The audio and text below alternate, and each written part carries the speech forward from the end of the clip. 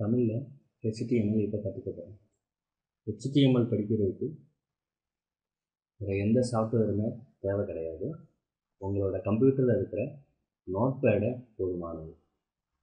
நான் இப்போ நோட்பேடை ஓப்பன் பண்ணுறேன். HTMLக்குன்னு சொல்லிட்டு நிறைய ரூல்ஸ் இருக்குது.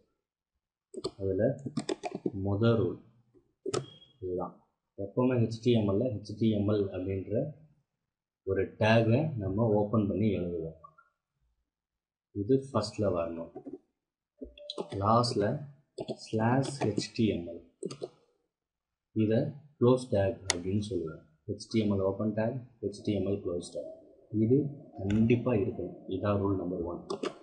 ரூல் நம்பர் 2 இதே மாதிரி HTML பாடி அப்படின்னு ஒரு டேக் இருக்குது. அந்த டேகை நம்ம ஸ்லாஷ் போட்டு க்ளோஸும் பண்ணணும்.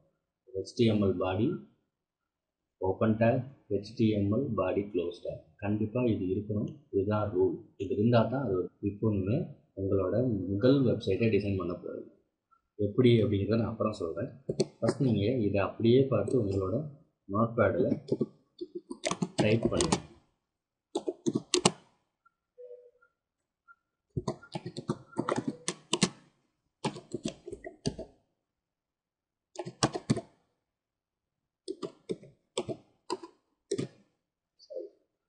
டைப் பண்ணிட்டீங்க. உங்களுக்கு என்னென்னு தெரியல, டைப் பண்ணிட்டீங்க. இதை சேவ் பண்ணுங்கள். சேவ் பண்ணும்போது தெரிஞ்சுக்க வேண்டிய முக்கியமான விஷயம், அதுக்கு ஒரு ஃபைல் நேம் கொடுங்க. நம்ம டெஸ்ட் பண்ண போகிறோம் இல்லையா, டெஸ்ட்டுன்னு போட்டோம். என்ன ஃபைல் நேம் கொடுத்தாலும் சரி, அதை முடிக்கும்போது .html அப்படின்னு தான் முடிக்கணும். ஆனால் சேவ் பண்ண போகிறேன். மினிமைஸ் பண்ணுவோம். இந்த நேம் டெஸ்க்டாப்பில் எங்கேயாவது சேவ் ஆகுது.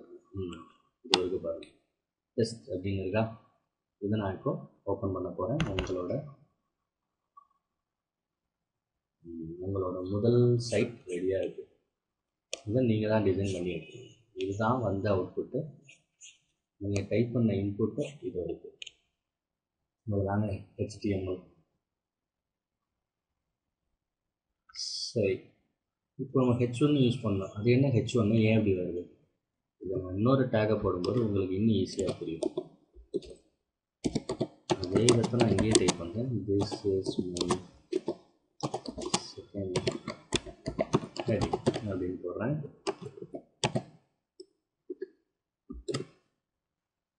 ஃபைலில் போய் சேவ் பண்ணுறேன். இந்த இடத்துல அவுட்புட்டில் நீங்கள் இங்கே சின்ன சேஞ்ச் பண்ணாலும் அது அவுட்புட்டில் தெரியணும்னா நீங்கள் ரெஃப்ரெஷ் பண்ணணும். என்ன வருது பாருங்கள். This is my second heading. எப்படி தெரியுது? ஃபஸ்ட்டு ஹெட்டிங்கோட செகண்ட் ஹெட்டிங் சிறுசாக இருக்குது. ஏன் சிறுசாக இருக்குது? H2 போட்டதுனால சைஸ் சிறுசாக வருது. இப்போ நீங்கள் H3 அப்படின்னு போட்டிங்கன்னா சைஸு இன்னும் சிறுசாக இருக்கும். இப்போ பாருங்கள். This is my heading H3 அப்படின்னு போட்டு நான் சேவ் பண்ணுறேன். இங்கே ரெஃப்ரெஷ் பண்ணுறேன். இதுதான் உங்களுக்கு சைஸ் சிறுசாகிட்டே வருது. இதுதாங்க HTML பேசிக்.